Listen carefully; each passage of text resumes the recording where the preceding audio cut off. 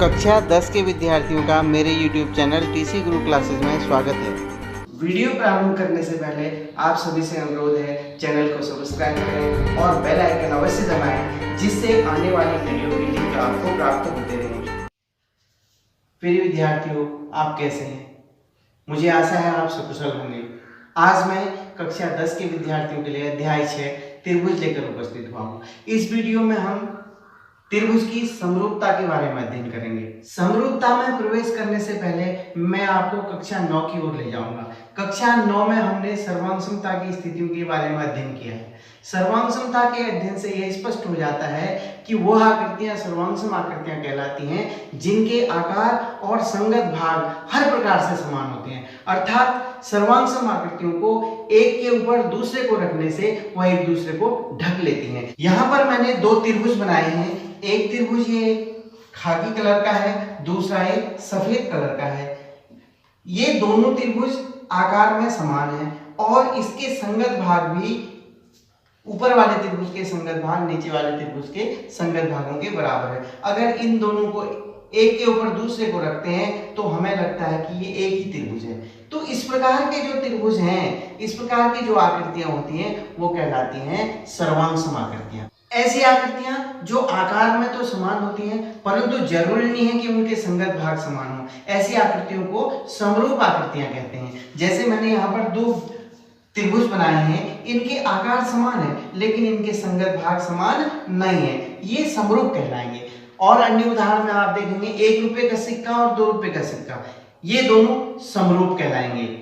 गणित की पाठ्यपुस्तक, विज्ञान की पाठ्यपुस्तक, दोनों के आकार समान है लेकिन संगत भाग समान नहीं है, ये भी समरूप कहलाएंगे। 5 रुपए का सिक्का, 1 रुपए का सिक्का, इनके आकार समान है लेकिन संगत भाग समान नहीं है, ये समरूप कहलाएंगे। अर्थात ऐसी आकृतियां जो आकार में समान होती है लेकिन संगत भाग समान नहीं होते, उन्हें हम समरूप आकृतियां कहते हैं। यहाँ पर मैंने लिखा है सर्वांग सम आकृतियों के आकार और संगत भागों की माप समान होती है। जिन आकृतियों के आकार समान होते हैं वह समरूप आकृतियां कहलाती हैं। जैसे समरूप आकृतियों के उदाहरण यहाँ पर बनाए हुए हैं, विभिन्न त्रिज्याओं के वृत्त, विभिन्न प्रकार के आयत, विभिन्न प्रकार के त्रिभुज, सरल रेखाएं, ये समरूप आकृतियां हैं।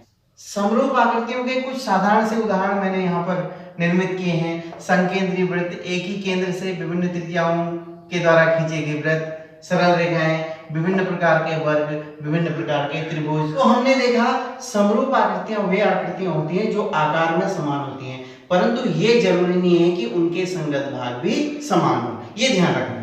अब बहुभुजों के लिए आते हैं। दो बहुभुज समरूप कहलाते हैं जब उनके संगत कोण समान होते हैं और उनकी संगत भुजाएं समान अनुपात में होती हैं। मैंने यहाँ पर दो चतुर्भुजों का निर्माण कर रखा है, चतुर्भुज ABCD और PQRS। ये दोनों समरूप कहलाएंगे कब? जब इनके संगत कोण बराबर होंगे।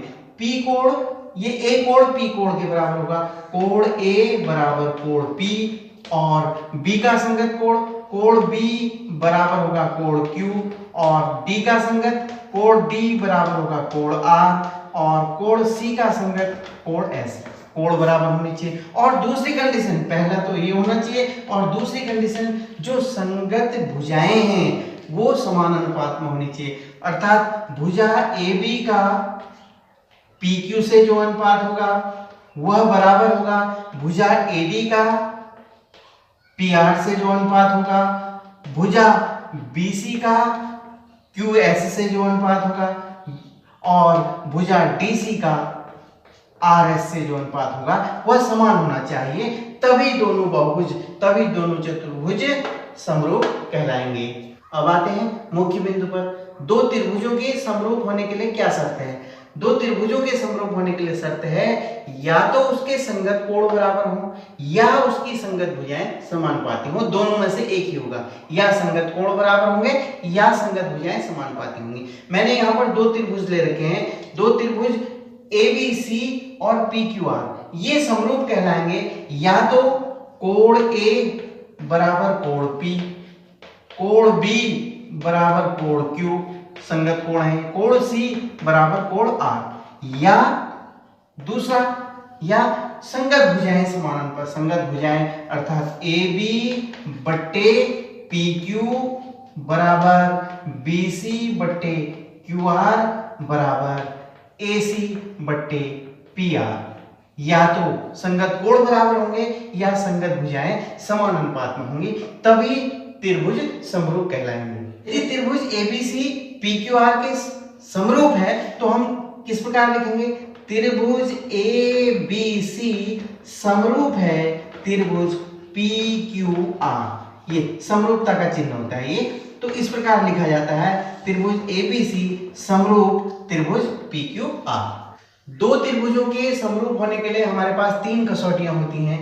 पहली कसौटी है AAA अर्थात कोण कोण कोण। यदि दो त्रिभुजों में संगत कोण बराबर हो, एक त्रिभुज के तीनों कोण दूसरे त्रिभुज के तीनों कोणों के बराबर हो, तो संगत भुजाएं समानुपाती होती हैं। इस स्थिति में दोनों त्रिभुज समरूप होते हैं। दूसरी कसौटी SSS भुजा भुजा भुजा। यदि दो त्रिभुजों की संगत भुजाएं समानुपाती होती हैं तो उनके संगत कोण बराबर होते हैं। इस स्थिति में दोनों त्रिभुज समरूप होते हैं। तीसरी SAS अर्थात दो भुजाएं एक कोण, भुजा कोण भुजा।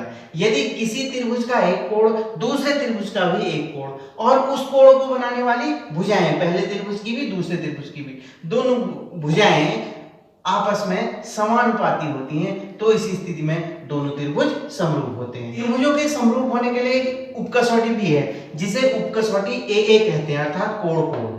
एक त्रिभुज के दो कोण दूसरे त्रिभुज के दो कोणों के बराबर हो तो त्रिभुज समरूप होते हैं। ऐसा होता क्यों है? क्योंकि त्रिभुज के तीनों कोणों का योग कितना होता है? 180 अंश। अगर एक त्रिभुज के दो कोण दूसरे त्रिभुज के दो कोणों के बराबर होंगे तो तीसरा कोण कैसे प्राप्त होगा? 180 में से दोनों कोणों को घटा देंगे तो वही मान दूसरे त्रिभुज के तीसरे कोण का भी होगा। अर्थात एक त्रिभुज के दो कोण दूसरे त्रिभुज के दो कोण के बराबर होने पर दोनों त्रिभुज समरूप होंगे।